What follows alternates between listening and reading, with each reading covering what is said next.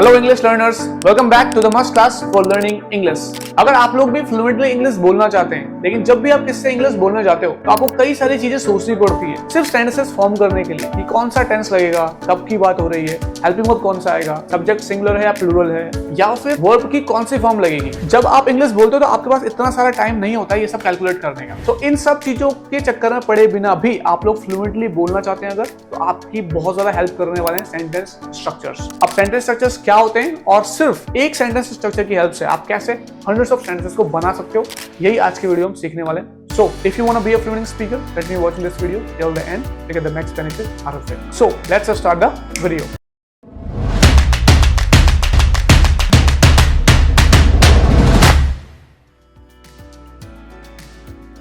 Okay, सो sentence structures कुछ कमाल के रेडीमेड फ्रेजेस होते हैं जिसपे एज पर द डिमांड आप एक आध वर्ड्स को चेंज करके हंड्रेड्स ऑफ सेंटेंसेस बना सकते हो। फॉर एग्जाम्पल, अगर आपको कहना है, मान लो कि आप अपनी जॉब से बोर हो चुके हो, आप अपनी जॉब से बिल्कुल पक चुके हो, आपको छोड़ना चाहते हो, तो आपको ये सोचने की जरूरत नहीं कि सब्जेक्ट सिंगुलर प्लूरल टेंस हो गया। आप सिर्फ एक रेडीमेड सेंटेंस स्ट्रक्चर का इस्तेमाल कर सकते हो जो कि है आई am fed up with. I am fed up with मतलब मैं इस चीज से पक चुका हूँ।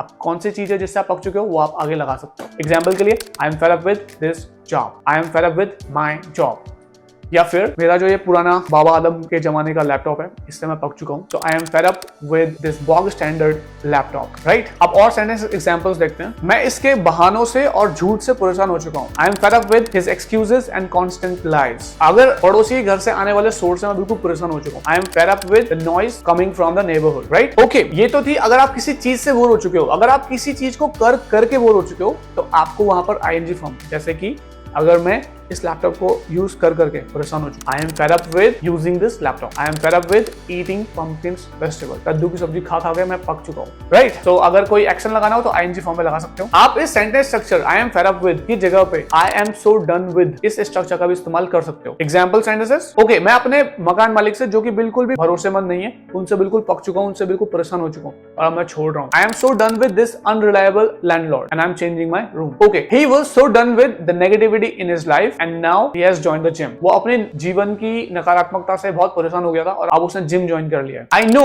You are so done with your bosses unfair treatment to you. मुझे पता है आप अपने बॉस के आपके प्रति जो अनफेयर ट्रीटमेंट है उससे पक चुके हो, उससे परेशान हो चुके हो, राइट। ओके, अब सेंटेंस स्ट्रक्चर नंबर सेकंड को देखते हैं। अब देखते हैं एक सेकंड सेंटेंस स्ट्रक्चर को जो है येट टू। जी हाँ, मतलब आई एम येट टू। इसका इस्तेमाल कहां पे करेंगे? जब आपका कोई काम करना भी बाकी है। फॉर एग्जाम्पल, मैंने वीडियो शूट कर लिए और एडिट भी कर लिए, लेकिन उसका अपलोड होना भी बाकी है। सो मैं कह सकता हूं I am yet to upload the video. For example, उसने अभी भी अपने घर के सारे काम नहीं किए, झाड़ू पोछा बर्तन, उसका वो करना बाकी है। तो she is yet to finish और household chores. Household chores मतलब घर के काम, झाड़ू पोछा बर्तन। ओ, पापा आने वाले और अभी तक हमने कमरा साफ नहीं किया, मतलब कमरा साफ करना भी बाकी है। So we are yet to clean the room. कितना सिंपल स्ट्रक्चर है। इसको आप पास्ट टाइम यूज कर सकते हो, जैसे कि I was yet to write last 2 answers but the bell rang. मतलब मेरा अभी भी 2 सवाल छूटे हुए थे, मुझे 2 सवाल के आंसर लिखने थे एग्जाम में, बट तब तक टाइम ओवर हो गया, बेल बज गई तब तक। ओके, हमारे इंग्लिश टीचर अभी भी पार्टी में आना बाकी है, वो अभी तक पार्टी में नहीं आए। Our English teacher is yet to come to the party. आपने अभी तक अपने बेस्ट फ्रेंड को पार्टी में इनवाइट नहीं किया है। You are yet to invite your best friend in the party. For example sentences. अब एक सेंटेंस को पैसिव वॉइस में बनाएंगे। The movie is yet to be released. Okay, now वो अभी भी सेल्फी ले रही थी, यानी कि उसने अभी तक सेल्फी ली नहीं थी, लेकिन उसका फोन जो है झील में गिर गया, लेक में गिर गया। She was yet to take a selfie but the phone dropped in the lake. Okay, हमारा 1 साल का रेंट देना बाकी था लैंडलॉर्ड को, लेकिन वो मतलब चला गया। He passed away. We were yet to pay the rent of 1 year to the landlord, but he passed away. Okay. So sentence structure number 3, happen to.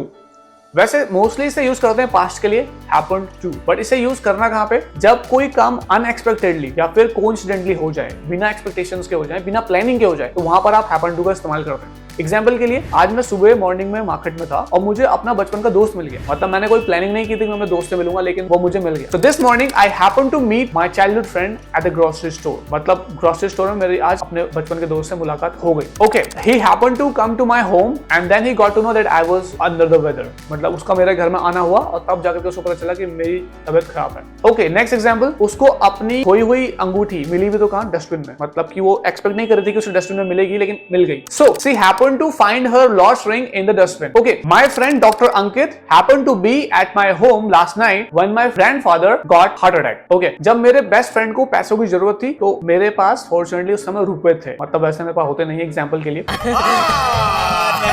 झूठ बोल रहा है। So I happened to have money when my best friend asked for it. अगर कोई dentist को ढूंढ रहा है लेकिन उसे डेंटिस्ट नहीं मिल रहा है और अब रात हो चुकी है, उसके दांतों में दर्द हो रहा है, तो मैं उसको बोल सकता हूँ अरे संयोग से हमारा पड़ोसी डेंटिस्ट ही है, राइट? तो मैं कह सकता हूँ my neighbour happens to be a dentist. Okay, अब एंट्रेंस एग्जाम्स का मैंने फॉर्म फिल किया और मेरा जो एग्जाम सेंटर है वो मेरे शहर में ही पड़ा संयोगवश। So my exam centre happens to be in my own city, ऐसा मैं कह सकता हूँ।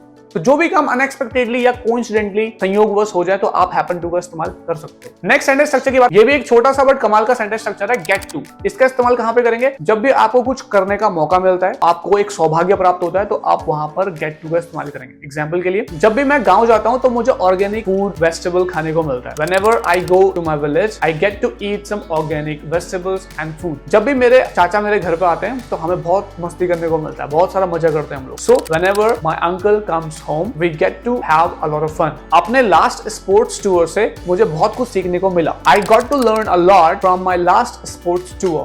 ओके, चिंता मत करो, तुम्हें बहुत कुछ खाने को मिलेगा, बस मुझे एग्जाम पास करने दो। So don't worry, you will get to eat a lot, just let me pass this exam. Next, अगले महीने मुझे ऑस्ट्रेलिया जाने को मिलेगा, तो पहली बार मुझे फॉरेन में स्टडी करने को मिलेगा। So next month I am going to Australia, so I will get to study abroad for the very first time. Okay, so आज का लास्ट सेंटेंस स्ट्रक्चर देखते हैं, फील लाइक। जब भी आपका कुछ भी करने का मन कर रहा हो तो आप बोल सकते हो फील लाइक। कैसे? अगर आपका फास्ट फूड खाने का मन कर रहा है तो आप बोल सकते हो I feel like eating fast food. अगर आपका पिज्जा खाने का मन कर रहा है डिनर के लिए आज रात को, so you can say I feel like eating pizza for dinner tonight. क्या आपका मूवी देखने का मन कर रहा है? Do you feel like watching movie? I didn't feel like doing anything. मेरा कुछ भी करने का मन नहीं कर रहा था लॉकडाउन के टाइम पे। आपका डेफिनेटली एक सेल्फी लेने का मन करेगा जब आप पांडा को देखोगे जू में। You will definitely feel like taking a selfie with a panda when you get to see that in the zoo. Okay, so friends, ये थे कुछ कमाल के 5 sentence structures जिनकी हेल्प से आप hundreds of sentences बना सकते हो, वो भी बिना ग्रामर के चक्कर में पड़े हुए, right? So I hope that you have got the value out of this video. Whatever the sentence structures you